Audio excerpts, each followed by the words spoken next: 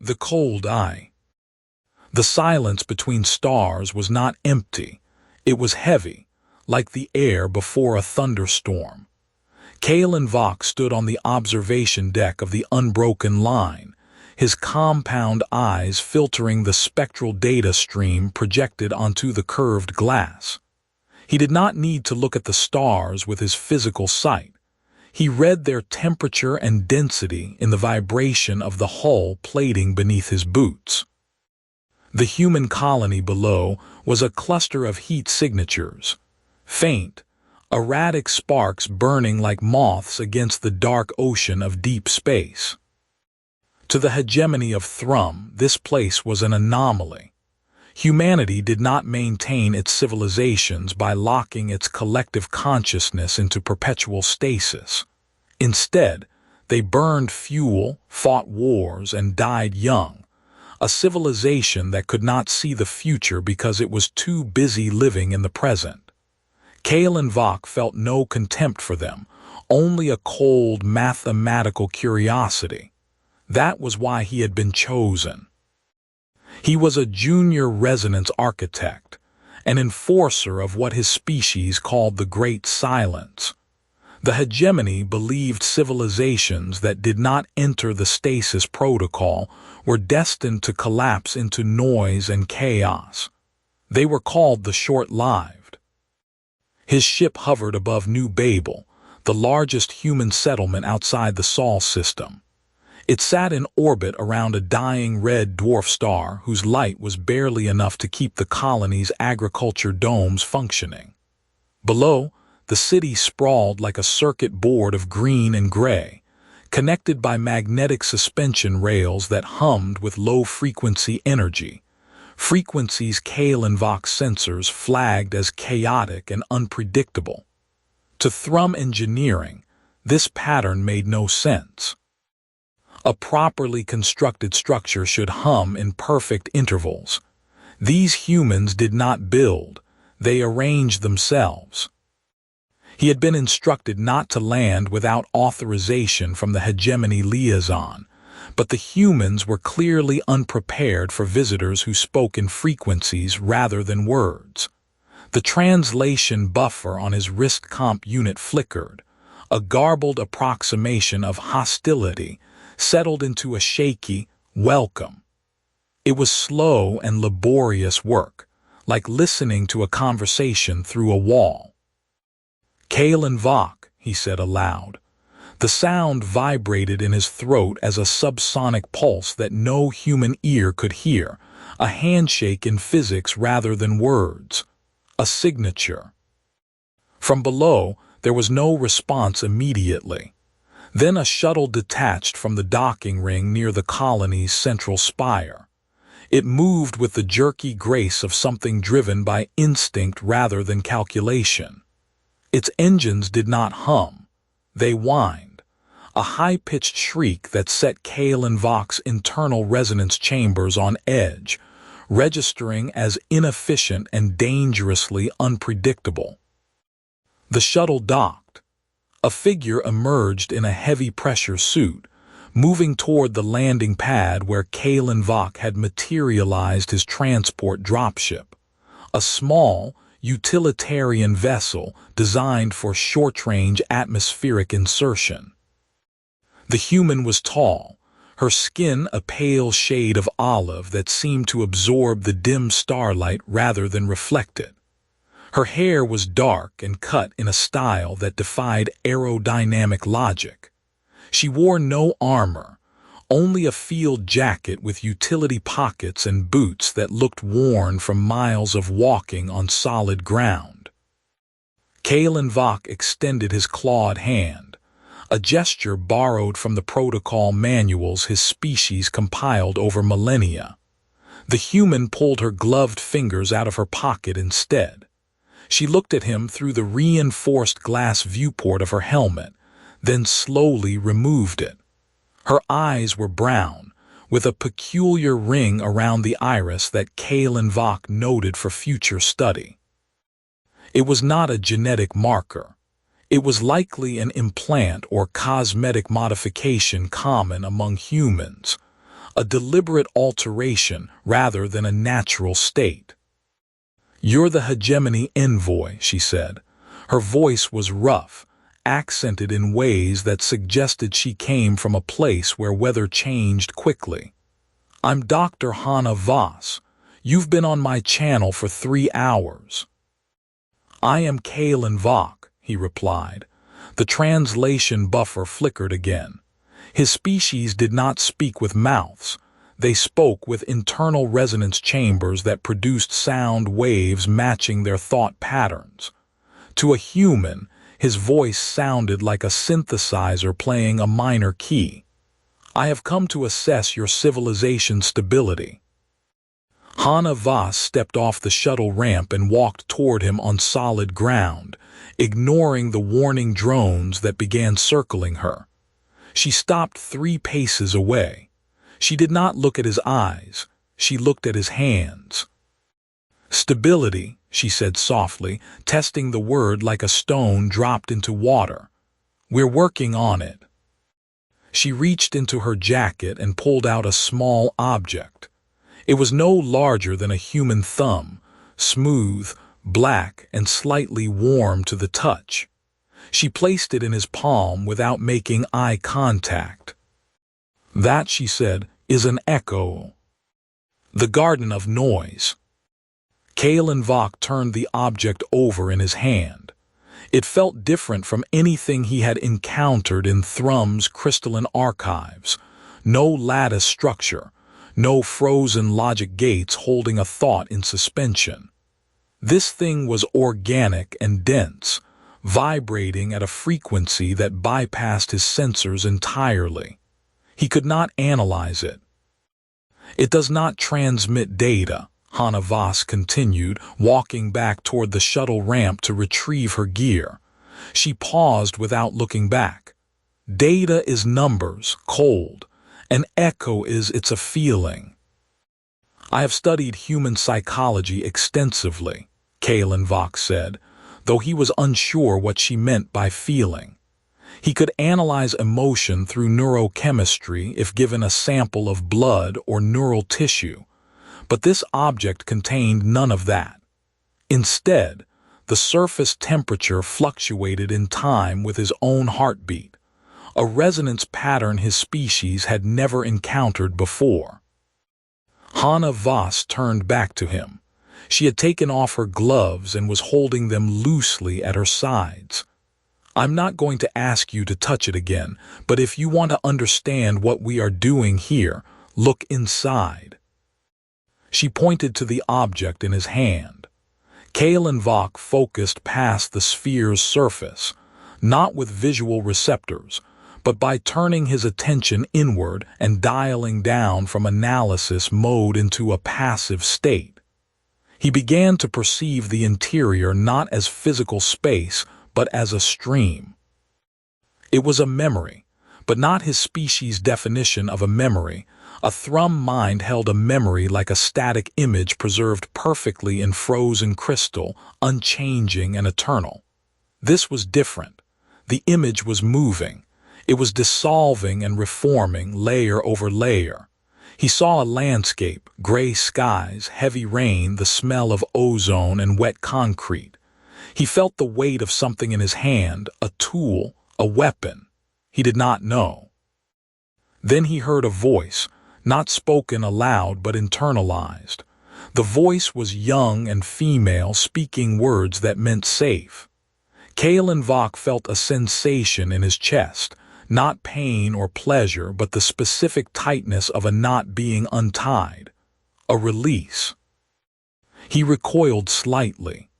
The sensation was a harmonic seizure, a jagged spike in his internal lattice that his architecture couldn't categorize. It felt like a system error, yet it was vivid. "It is the memory of a child," Hannah Voss said, watching him with an intensity he found unsettlingly intimate. Specifically, the moment her mother finally taught her how to build something that stayed together. The echo captures the emotional context of the event, not what happened, but how it felt. Kalen Vok held the sphere up again. The image shifted. Now he was standing in a room. The walls were covered in strange shapes, letters, symbols, lines. A human hand reached out and pointed at one of them. He saw another hand reach for it. And then the image broke into pieces, like glass falling from a table, scattering across a floor. "The memory is decaying," he stated. "Eventually," Hana Voss said, "all things decay." Kalen Vok looked up at her sharply. This was an affront to his species' entire philosophy. To Thrum, decay was not natural, it was a failure of engineering. Civilizations were designed like cathedrals, built to withstand the erosion of time through constant reinforcement of their internal logic. If a structure failed, it was because the builders had neglected the maintenance protocols. "You build things that break," Kalen Vok said, his voice rising in pitch, the harmonic complexity increasing with his agitation. "Why?" "Because they were never meant to be permanent," Hana Voss replied calmly. She picked up her gloves from the ramp and put them back on. The action was small but carried weight. She had done this many times before and would do it again tomorrow. The echo isn't a record of perfection. It's a record of life. She stepped closer to him now. Her face was calm, but her eyes were tired in the way of people who carry a great deal of responsibility for things they cannot control. "Thrum doesn't understand this," she said. "To you, it must look like we are hoarding emotional waste in solid matter. We know what it looks like. But these aren't weapons. They aren't data banks. They are seeds." She gestured to the colony below with a sweeping motion of her arm. The lights of New Babel flickered and died for a moment, a brief, rhythmic pulse, before returning to their steady glow. "New Babel sits in a nebula that is going to collapse," she said.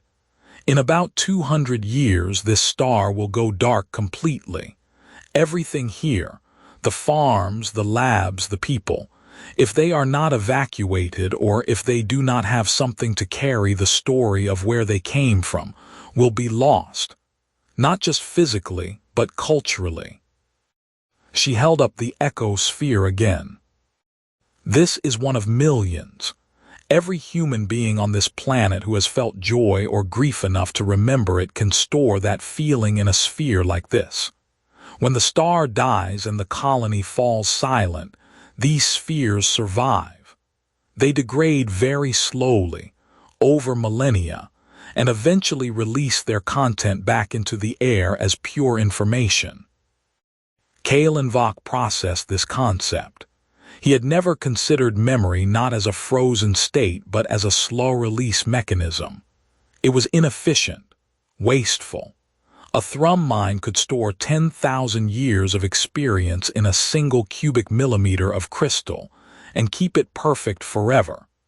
Humans stored one moment in a sphere the size of their thumb, and that moment would eventually rot into nothingness if not read before its decay cycle ended. "It is illogical," Kalen Vok said. The word tasted foreign on his tongue. "No," Hana Voss corrected him. She was looking at the colony below now, watching the lights blink again in a pattern that matched her own breathing. "It is brave." The Council of Decay. Kalen Vok returned to the unbroken line with the echo sphere locked in his transport case. He had spent 2 hours alone on his ship running simulations against the object's resonance signature. It defied every classification he had in his archives. No weapon, no communication device, not a biological organ. It was a vessel for impermanence. His distress signal went out to the Hegemony command hub at Thrum Prime. The response came within 4 hours, a directive from his superior, high-resonance car done. Item 404 Beta, Confiscate all Echo artifacts located on New Babel colony immediately. They constitute unregistered biodata and are classified as potential cognitive hazards under Section 7 of the Stability Accords. Do not engage human personnel without a full military escort.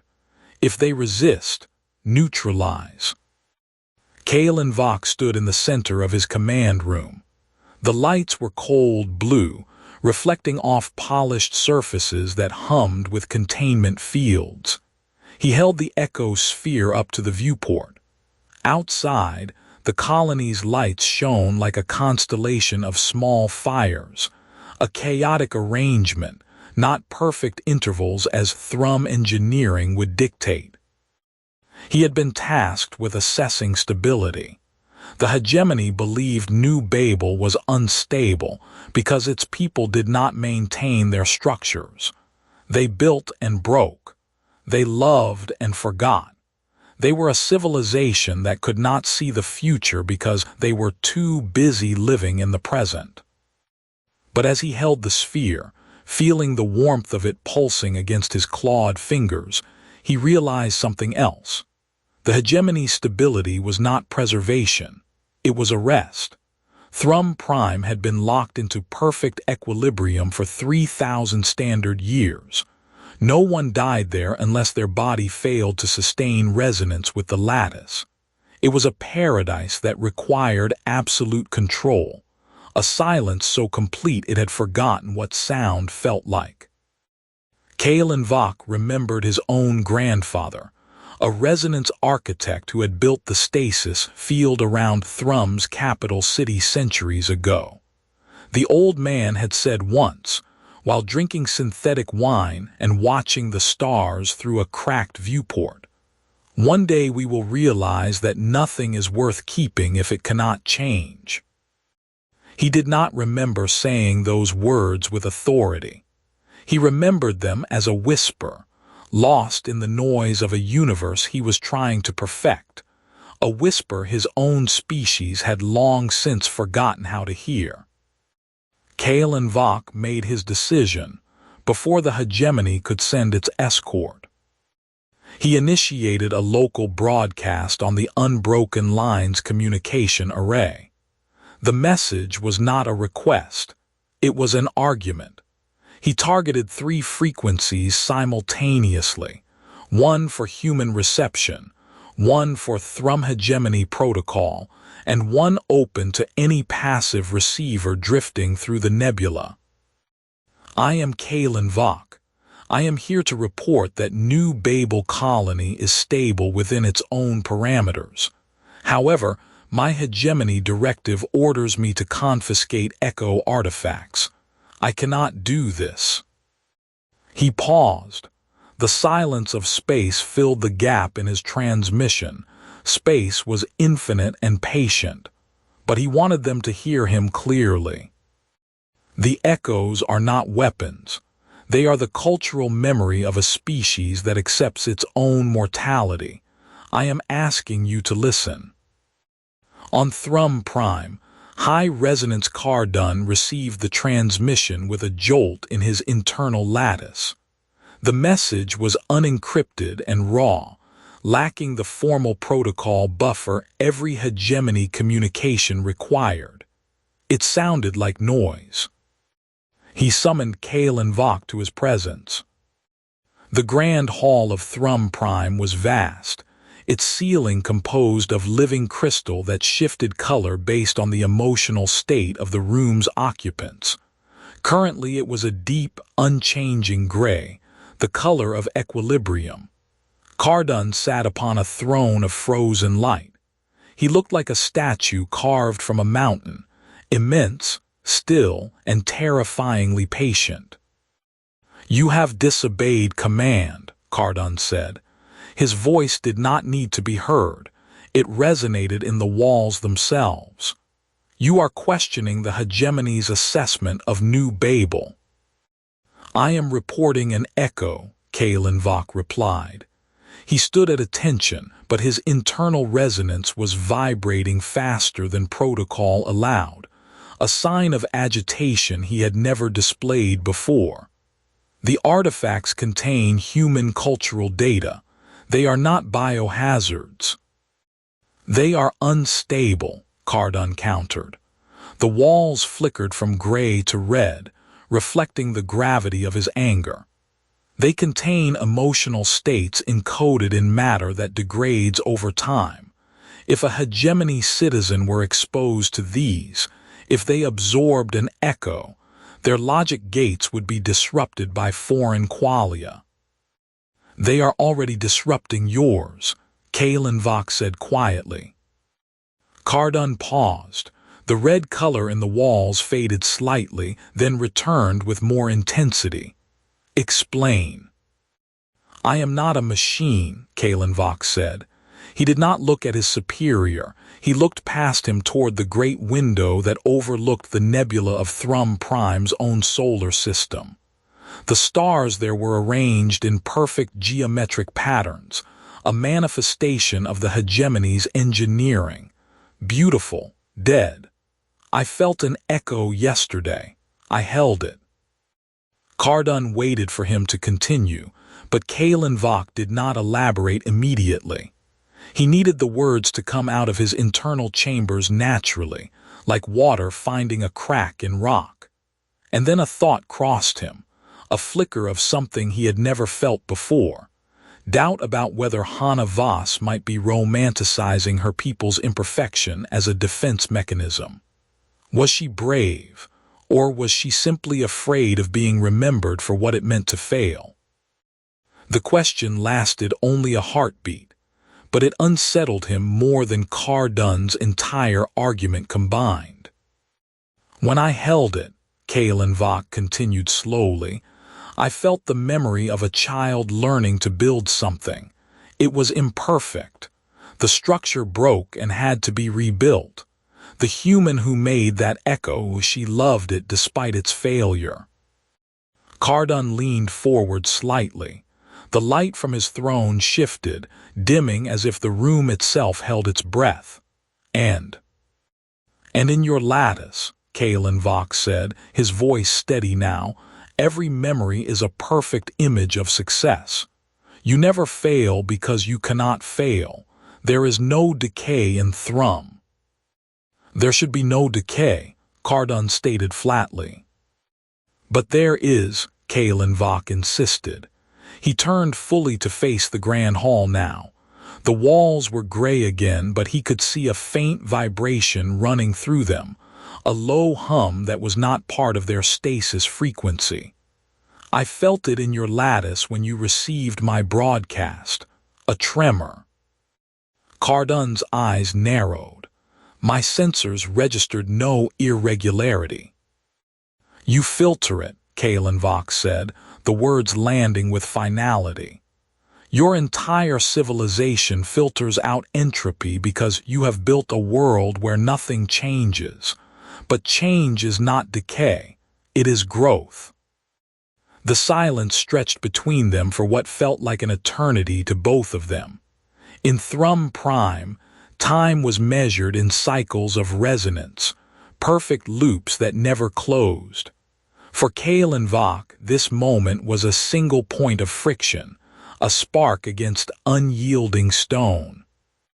I will not confiscate the echoes, Kalen Vok said. I am returning to New Babel. You are in violation of Section 7 of the Stability Accords, Cardon replied. The walls flared red once more. You will be recalled for disciplinary review upon return. Kalen Vok bowed his head, not in submission, but in acknowledgement of the law he was breaking. He did not need to answer further. The gravity of his action hung heavier than any sentence could carry. The resonance. On New Babel, Kalen Vok spent his second day walking through the colony without a security escort. Hana Voss had been right about one thing. Humans were messy flyers and loud builders, but they were also warm hosts. He walked through market streets where vendors sold synthetic food in containers that crumbled at the touch of their fingers. biodegradable packaging he found illogical and beautiful simultaneously. He spent hours observing how human children played in the lower levels, near the edge of the colony's geothermal heat shields. They were not playing games, they were building things. Small structures of wood and metal that would inevitably break, collapse, or burn away. And then they rebuilt them, again and again. It was inefficient compared to Thrum's construction protocols, where a structure could be laid down in a single cycle and remain intact for eons. But the human children seemed to derive more satisfaction from the process of building than the result. They did not want the tower to stand forever. They wanted the act of building it. He met Hannah Voss again near the colony's central spire, where an older woman sat on a bench beneath the open sky. The woman was frail, her skin mapped with aged lines that seemed to glow faintly under the starlight. She held one of the echo spheres in her lap. Kalen Vok approached slowly, his internal resonance dropping to a low hum so as not to disturb the old woman's quietude. He did not speak. He simply stood beside her and allowed himself to be present in the space around her, a presence no protocol manual had prepared him for. "You are Thrum," the woman said without turning her head. Her voice was thin but clear. "You feel strange." "I am Kalen Vok," he replied. "I do not wish to intrude on your moment." The old woman turned then, her eyes clouded with cataracts and age spots that shimmered like oil on water. She looked at him with a directness that made his compound eyes shift uncomfortably. "You held the sphere yesterday," she said. "You let it break you open a little bit." "I experienced a foreign memory," Kalen Vok said. "It was not entirely accurate, but it was honest. It felt warm." "It always does," the woman said. She closed her eyes and tilted her head back toward the dying red dwarf star above them. "I made this when my daughter was 5 years old. She wanted to build a bridge across the stream in our garden.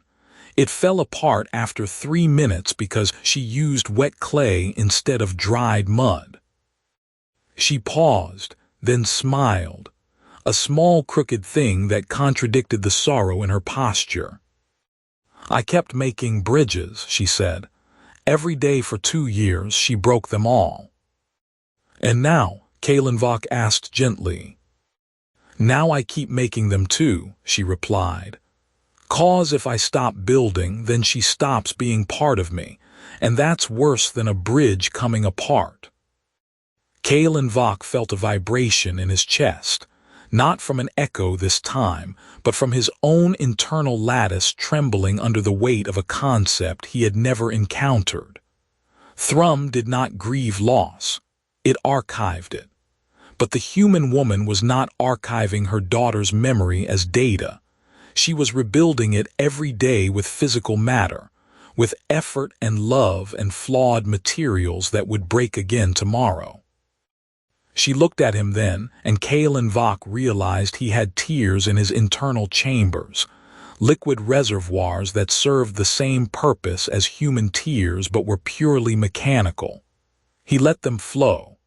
It was a violation of protocol, but it felt necessary.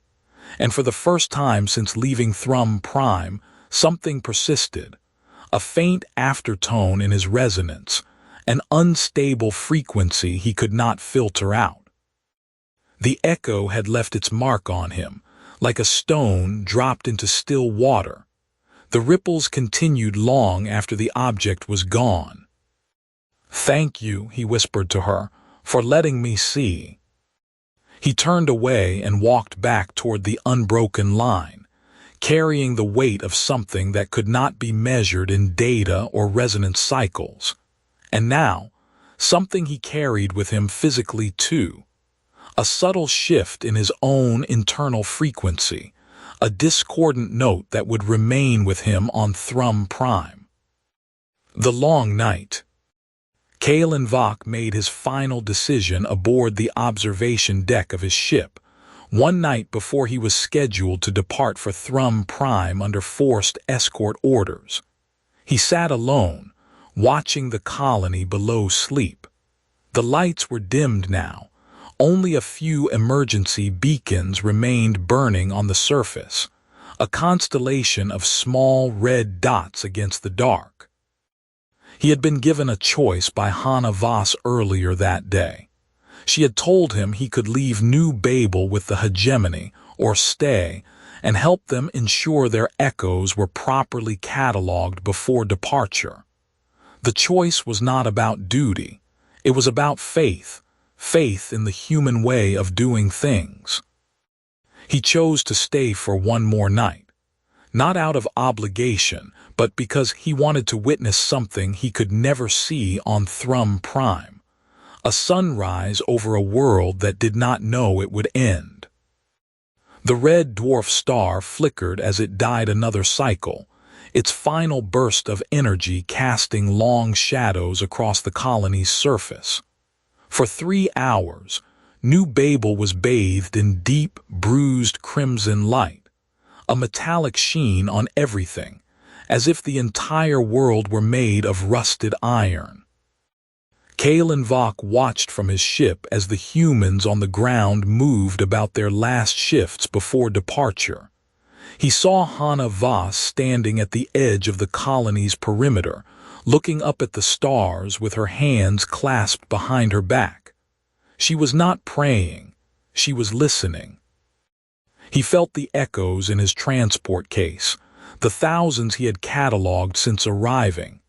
Each one contained a moment of human life, a laugh, a sob, a kiss, a scream, a thought of home. They were fragile things. They would degrade within centuries if not read and replicated. Seeds planted in concrete that eventually turned to dust. Kalen Vok opened the case lid with his clawed fingers. He picked up one sphere, the one Hannah had given him on arrival, and held it close to his face. It was warm now, much warmer than before. The internal resonance had intensified as the human community below continued their work, creating a collective emotional field that fed the objects like sunlight feeds a plant. He understood then why the Hegemony feared them, not because humans could destroy the stasis protocol with violence, but because they represented something Thrum Prime had forgotten. Nothing lasts forever. That is not a tragedy. It is what makes it meaningful. The stars above shifted as the nebula collapsed further, swallowing more of the light from beyond. The colony's emergency lights began to fail one by one, plunging sections into darkness while others glowed brighter in compensation. A chaotic pattern that reminded him less than his species' orderly geometry and more like breathing, irregular, necessary, alive. He placed the sphere back in its case and sealed it with a gentle click. He stood up and walked to the viewport of the unbroken line. The ship was empty save for the silent hum of its containment fields, keeping the crew's biological rhythms synchronized with the Hegemony's stasis grid. Kalen Vok placed his palm against the glass. On the other side of the hull were humans sleeping in pods, waiting to be returned to their ships and sent home to a planet they loved, one they could not hold forever. He thought of Thrum Prime, locked in perfect silence, waiting for an end it had decided would never come because nothing worth preserving ever did. "I do not understand you," Kalen Vok said aloud into the dark space between them. His voice carried no sound waves. It resonated only in his own chambers and the thin layer of air that clung to the hull plating. "You are so afraid of breaking that you cannot build at all." There was no answer from Thrum Prime. No signal, no vibration, no response from 3,000 years of perfect logic. The silence was absolute, and for the first time in his life, Kalen Vok found it comforting. He closed his eyes and let himself drift into the cold night, listening to the sound of the dying star singing its final song through the hull, a low, mournful hum that sounded remarkably like the human word for home. He turned off the lights on his ship and let them fade into the darkness outside. He would return to Thrum Prime tomorrow under forced escort, but he carried something new with him, a single echo sphere belonging to a human child who had built a bridge with wet clay. It was imperfect. It would break soon. But it had held together long enough for someone to remember the feeling of building it, and that was enough. The stars above did not move in their geometric patterns anymore. They drifted slowly, randomly, like dust in sunlight, a chaotic dance of entropy that Kalen Vok watched with a quiet smile etched across his faceplates. The long night returns. Kalen Vok did not return home as a prisoner. He returned as a resonance architect who had seen something his species could no longer ignore.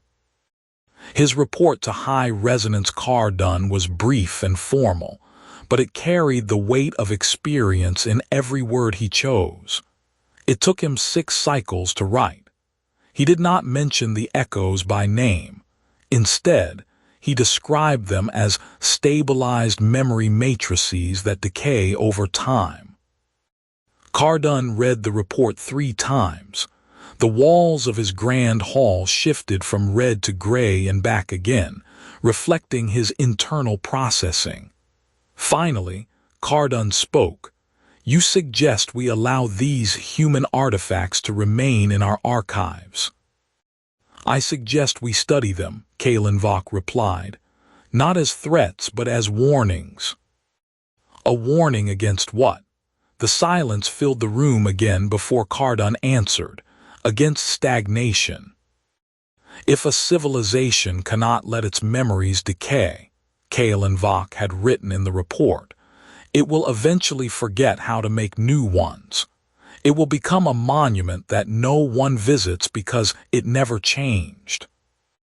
Cardun placed the report down on his frozen light throne and stared at the gray walls around him. For the first time in 3,000 years, the color of the room did not return to its original hue immediately after shifting. The red lingered for a full cycle before fading back into equilibrium. He had spent an eon perfecting the art of keeping things unchanged. Now he understood that change was not destruction, it was survival. And some things, like the echoes, like the human children building bridges with wet clay, were worth breaking every day just to prove they could be rebuilt again tomorrow. Kalen Vok stood at attention, waiting for his superior's next command. But Cardun did not speak immediately. He simply looked out the great window of the grand hall and watched the stars above Thrum Prime drift slowly in their chaotic paths, a pattern that was not perfect, but it was alive. The Hegemony would continue to maintain its stasis protocol for decades, centuries, perhaps millennia more. But Kalen Vok knew now that one day, when the universe finally ran out of energy and everything went dark, the long night would come, not as a punishment, but as a canvas. And somewhere in that darkness, human echoes would release their final memories into the wind, like seeds falling from a tree that had learned to let go before it fell. It was not a heroic act. It was not a war. It was simply human. And for all the logic of the galaxy, Kalen Vok realized with quiet certainty, that was exactly what made them the most extraordinary species in any known universe.